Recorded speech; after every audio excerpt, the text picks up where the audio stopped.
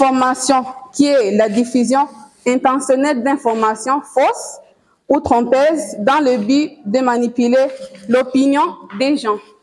Il y a beaucoup de types de désinformation, et notamment les fake news. Contrairement à la désinformation, il y a le discours de haine. Sont fréquemment utilisés par les gens qui ont l'intention de blesser, diviser et semer la haine. Parmi ces formes de discours de haine, il y a le discours de victimisation, le discours de déshumanisation, le discours dégradant. On vient de retirer la formation sur la désinformation et la lutte contre les discours de haine. C'était à l'endroit des jeunes journalistes et aussi des jeunes réfugiés qui habitent ici en province de Chibitoke. La formation d'abord visait à explorer le phénomène de la désinformation et ses impacts, ces différents types de désinformation, les impacts que la désinformation peut causer au niveau individuel, au niveau organisationnel ou au niveau des pays. On a donc exploré surtout la désinformation avec ses conséquences sur côté individuel, aussi au côté des organisations, que ça peut ruiner les économies des organisations, des entreprises. Ça peut aussi provoquer ou saper la cohésion sociale au sein des sociétés. On a également exploré les discours de haine et les différentes formes que les discours de haine peuvent prendre, surtout que les discours de haine peuvent victimiser ou bien inciter les gens à la violence ou à d'autres formes de violence. On a vu les différentes conséquences des discours de haine qui peuvent influencer psychologiquement les individus, comme aussi ça peut provoquer la perturbation ou bien de la paix sociale.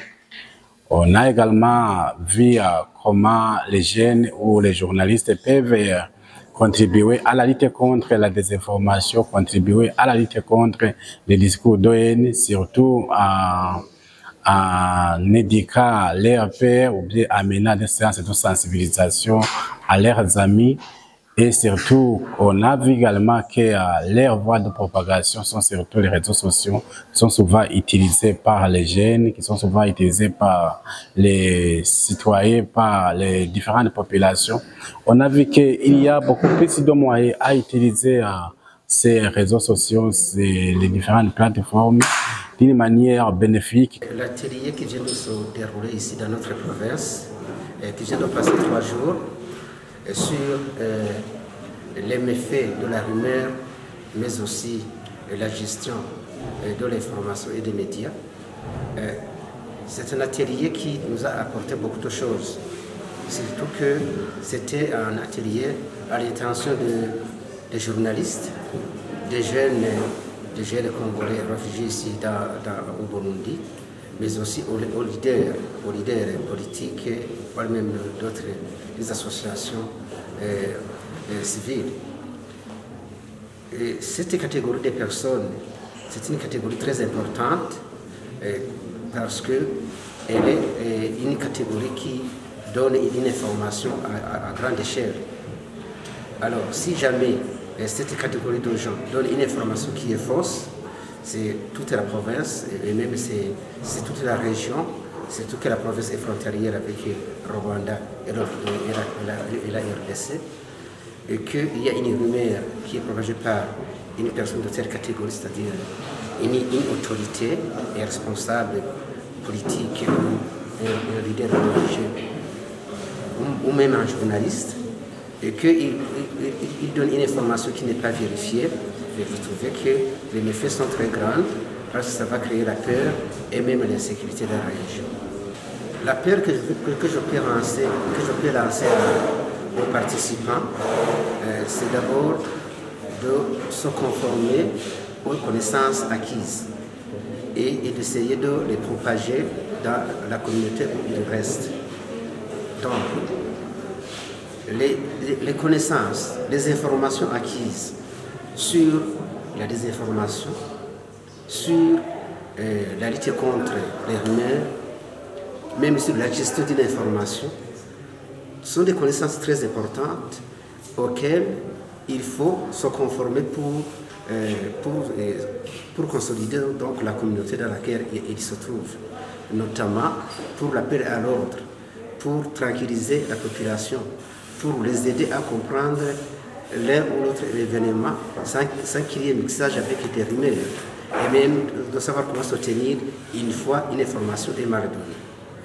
J'ai eu l'occasion de participer à cet atelier de formation au premier module concernant la gestion et l'analyse de la désinformation, des rumeurs, de la mésinformation, synthétiquement en disant que, comme nous l'avons vu, la mésinformation, la désinformation, c'est une diffusion intentionnelle, donc volontaire, d'une erreur, d'un mensonge, en vue de manipuler l'opinion publique.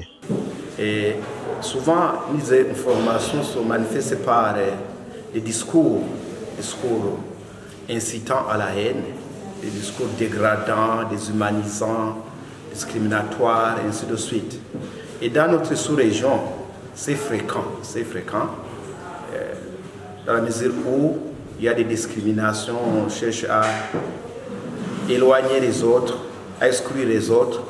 Et nous, comme leaders, ayant bénéficié de cette information, nous sommes appelés justement à transformer ces messages qui sèment la haine, qui incitent à la haine, en des messages de paix. Et moi, comme responsable, c'est une interpellation après toute cette formation. Dans ma communauté, la communauté à laquelle je suis responsable, de former, d'informer, à commencer par les jeunes, mais aussi dans les petites communautés, les méfaits de l'exclusion, auquel nous avons en quelque sorte été esclaves, de la division des discours non construisants, parce que la parole peut détruire. Dans les propos, les discours déshumanisants, par exemple, si on appelle quelqu'un un animal, ça veut dire qu'on va créer dans la tête, dans la mentalité de la personne, une certaine peur.